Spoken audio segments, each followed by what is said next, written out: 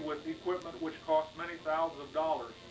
Rather, it is a film through the eye of the average person, and the equipment used is equipment which can be afforded by most anyone.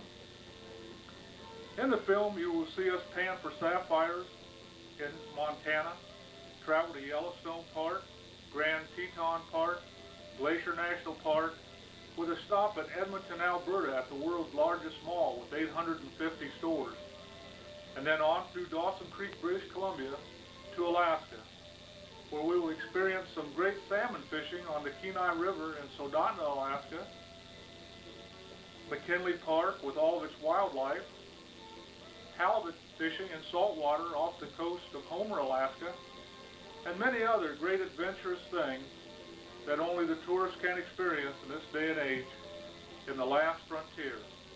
So come with us now for the next hour or so and sit back and relax.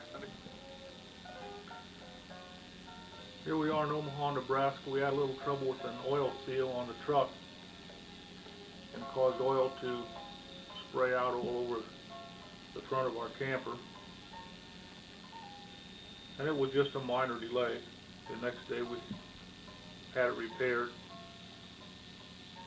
and had no further trouble with it. It sure made a mess to be cleaned up though. And the small campgrounds we were at next to the Mississippi River in Omaha, Nebraska.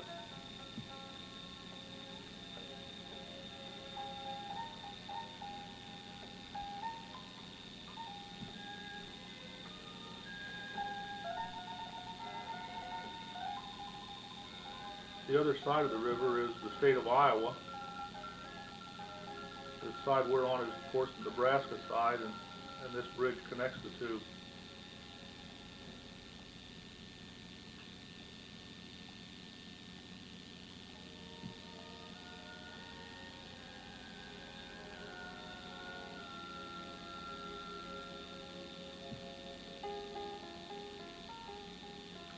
They had a boat there that they took cruises on and had a dinner party. We was also able to see the Strategic Air Command headquarters there.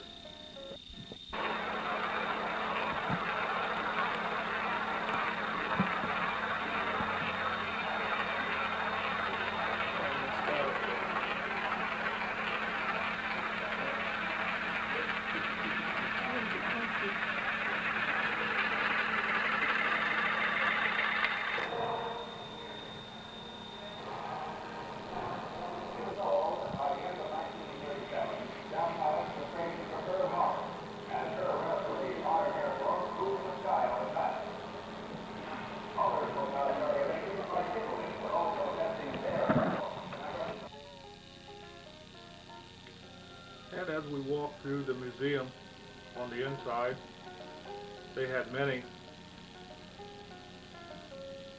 of the old aircraft used in World War I and II.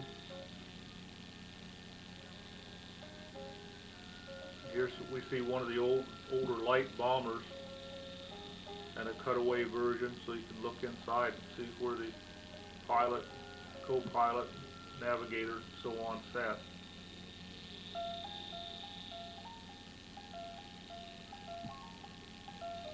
Here's a hydrogen bomb. Quite large, maybe not what some of us might picture in our minds as a hydrogen bomb to look at. And then we walked outside and seen the many aircraft which is stored there, which has been used in the years past by the Strategic Air Command.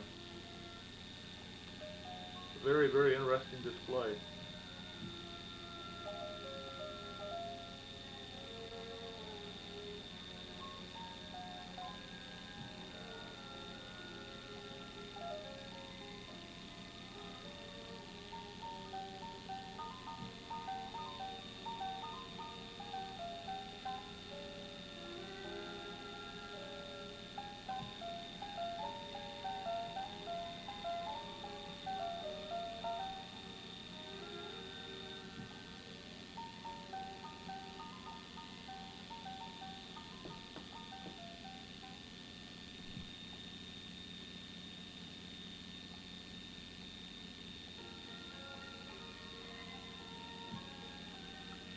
And here we make a stop in Wyoming to have lunch at a small town. Then on again toward Yellowstone Park, or really toward Jackson Hole, Wyoming. And here we're looking toward the west, toward Jackson Hole, Wyoming. The beautiful Teton Mountains and the many, many miles and miles of wilderness.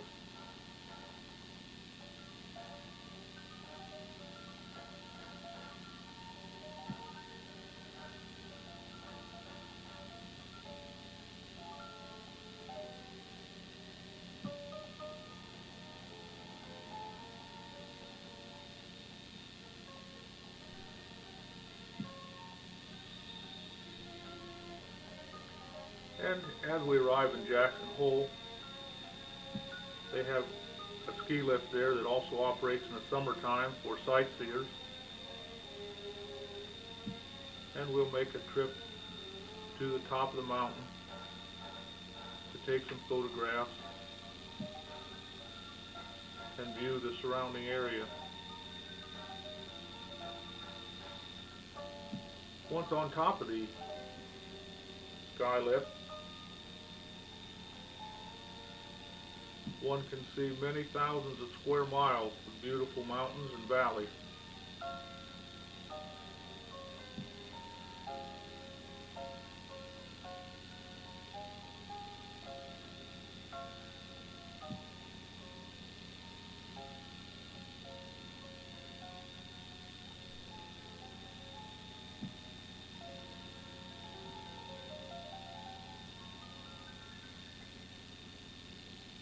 In the area north of Jackson Hole is the National Elk Refuge, where thousands of elk come down each year to winter.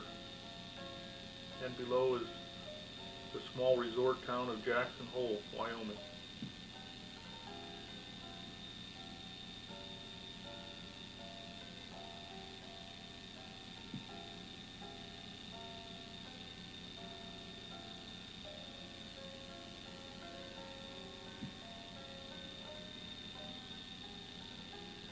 They have many very nice resort hotels and all the services necessary to accommodate all the visitors, and the small campgrounds where we stayed while in Jackson Hole. Had some very, very enjoyable weather.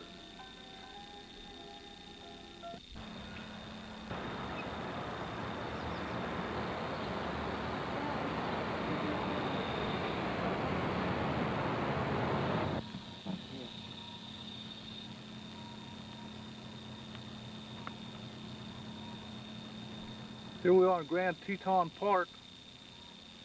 Got a bunch of elk here. There's about 2 or 3 of them.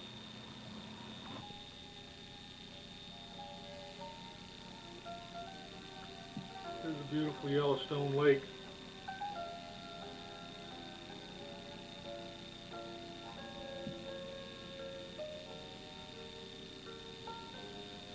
Very deep blue water.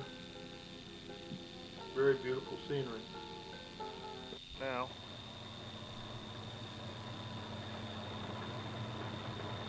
and the white birds out in the lake there are trumpeter swans.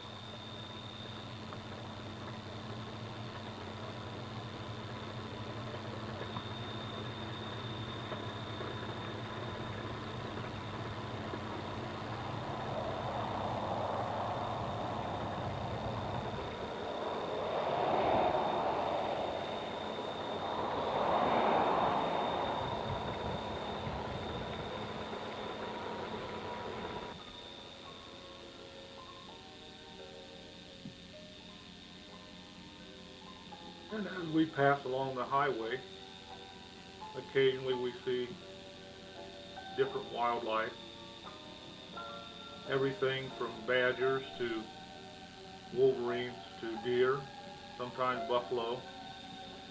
And here right next to the highway were 3 deer. who didn't seem to mind at all that the traffic was going by very close to them.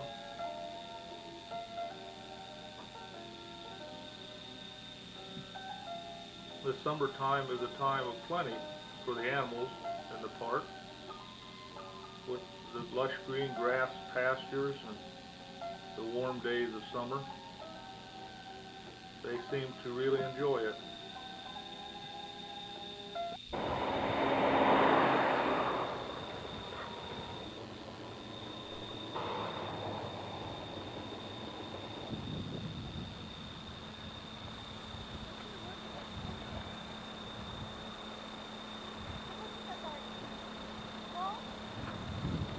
Sarah, take a seat.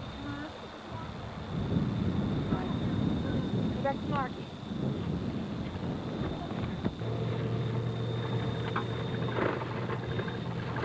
Just a little minor detour through Yellowstone Park.